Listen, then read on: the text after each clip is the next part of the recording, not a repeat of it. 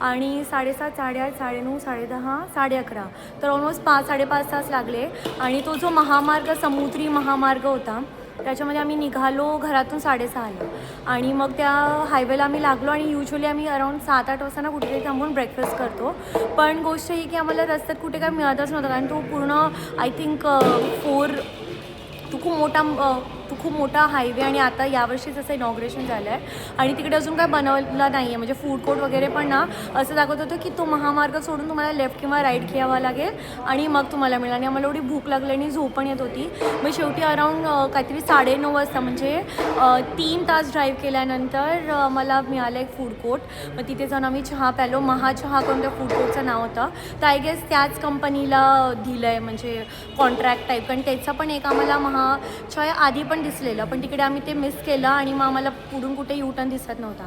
तर मग आम्ही तिकडे चहा प्यालो आणि एकदम स्वस्तात होता. 20 रुपयाला चहा आणि काहीतरी 30-40 रुपयाला पोहे होते. आणि एकदम छान असा एकदम मराठी स्टाईलमध्ये होता तो नाश्ता. तो आम्ही केला. पप्पाने औषध वगैरे खाल्ली आणि आम्ही आता फायनली इकडे अराऊंड 12 वाजता चेक इन करतो हॉटेलमध्ये. ते बोलतात एक रूम खाली आहे तर तो रूम आम्हाला देणार ते.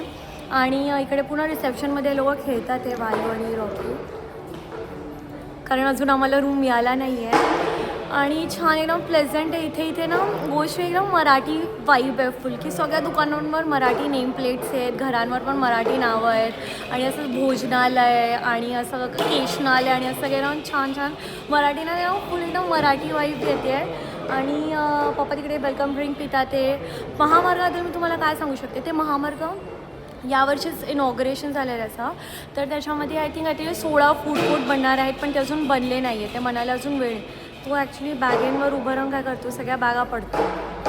रॉकी इकडे ये. हां, तर ते बनायला अजून वेळ आहे. तर ते फक्त ती एक गोष्ट हे झाली की 1-1 तासावर असायला हवं ना, कारण तुम्हाला चहाची तलब लागते. आणि छान हे होतं की मध्ये काय घाटवाट नाही, कारण एकदम स्ट्रेट रस्ता आहे, पूर्ण खाली रोड.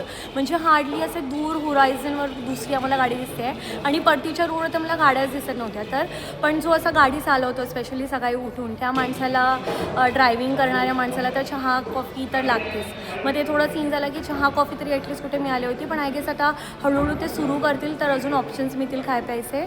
आणि तेच आता आम्ही रूममध्ये चेक इन करतो. मी तुम्हाला रूम दाखवते आतून.